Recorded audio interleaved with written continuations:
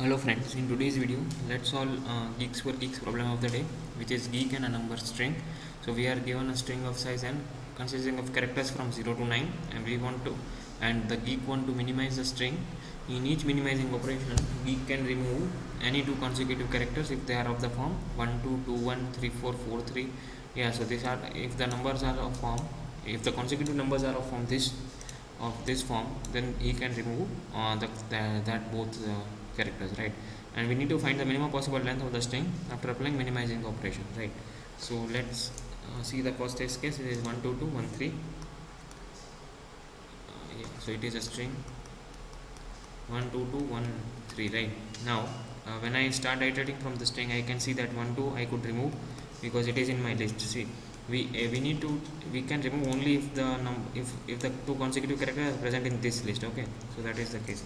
I can remove 1 2, then I can again remove 2 1, and then I cannot remove 3 because 3 is the single character, and we can only remove consecutive elements pair, consecutive elements, right? So I could not remove 3, so my final string remains as 3, and the length of it is 1.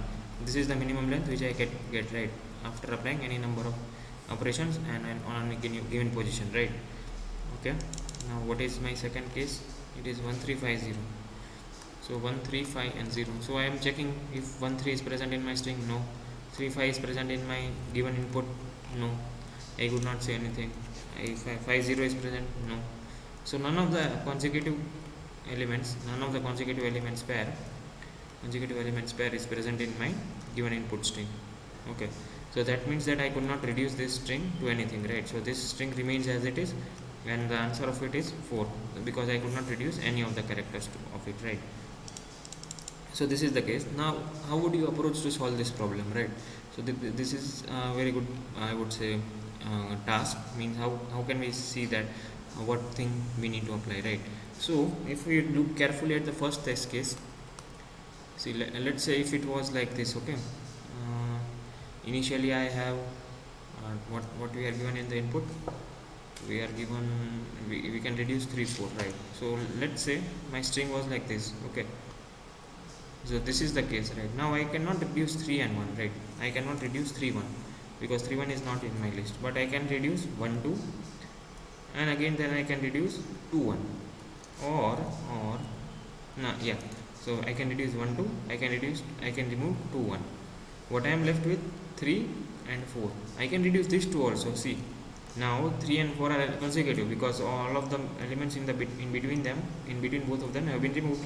So now my answer is, so I can remove, so my concatenated string is 3 4. I can remove 3 4 also. See, because I can see in my input string present. So my final string reduces to an empty string which has an answer of 0, so which is of the minimum length, right? Now see, if you use a loop or something like that, then you would not be able to solve this problem, right? Because if I remove this 2, then I am at here at this position, right? Now I want this 3 and 4 to be concatenated, right, somehow.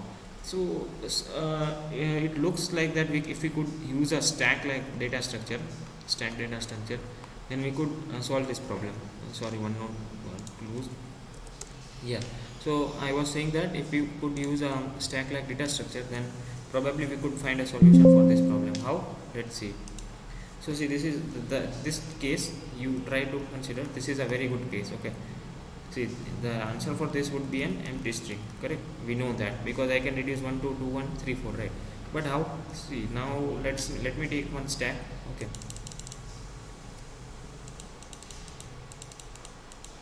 so this is my stack, right? Now I will continue to push elements into my stack. Okay, I am pushing 3.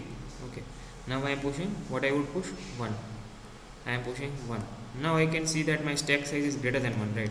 See, I can only remove elements from the stack till if my stack size is greater than 1, right? If it is equal to 1 or less equal to 0, then there is no sense, right? Because if stack is empty, then I cannot reduce anything, and if stack size is 1, then also I cannot reduce anything. Okay, so if my stack size is 2, then and only then I can check for the characters. Okay, so let me pop out 1, let me pop out 3.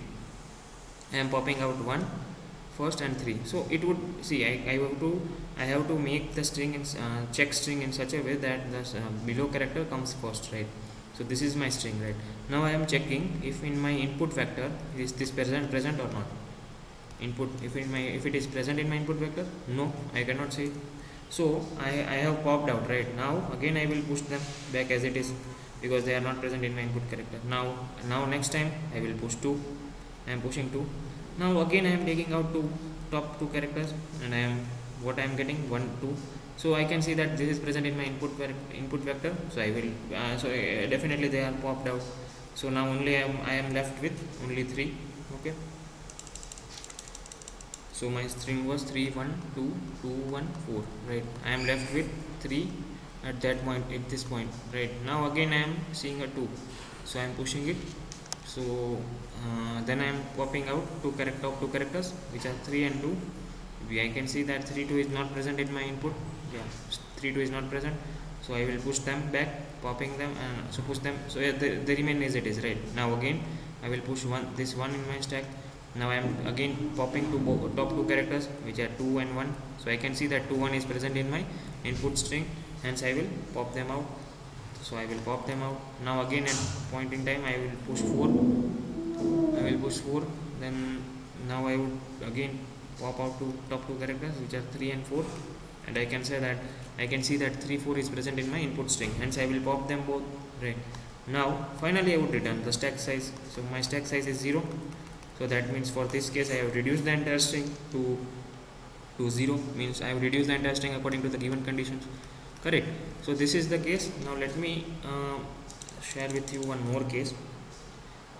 See, you will get this to know only if you try on pen and paper, right? Using pen and paper, or you would have a great logic building using stack, right? If you have practiced lots of questions using stack, then you would definitely pick it out that this is a stack problem, right? So now I have a stack. Now I am pushing 3 1 2. Now at this point 1 and 2 forms a pair, so I am popping it out. Now then again I am pushing 2. I am pushing 2. Then 3 2 does not form a pair, they remain as it is. Then 1 2. Then I am popping 1 2. Then again 4 comes. Then 3 and 4 becomes a pair, so popping them out. Now I am pushing it 5 again. So now 5 remains as it is, right? There is no further characters. So I would finally return stack size. And stack size is the elements which are left, right?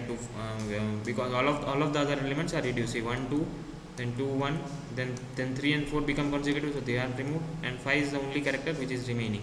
So the answer for this case is 1, means because only one character removes without reducing. So now let me quickly show you the code for it. Yeah. So see what I have done. I have taken a map of string and bool, and I have I have marked the visited, or I would say map value to 1 for all of the input characters, right? See, all of the input characters 1 2 2 1 3 4 I have marked them as 1, correct? And then see what I am doing. I am pushing the element in the stack, and I am checking if my stack size is greater than 1, then I will pop 2 elements, right? Now I am forming a string check, and then I am first I am popping the below character, right? B was below A in my stack. So I am appending B, then A, and then I am checking if my map consists of these characters.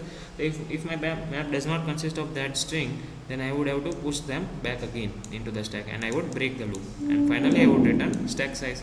Yeah, so it is a simple problem, and if you are not getting it, comment it down. I would try to explain it again. I will paste the code in the description. Do not forget to subscribe to the channel for content. Thank you.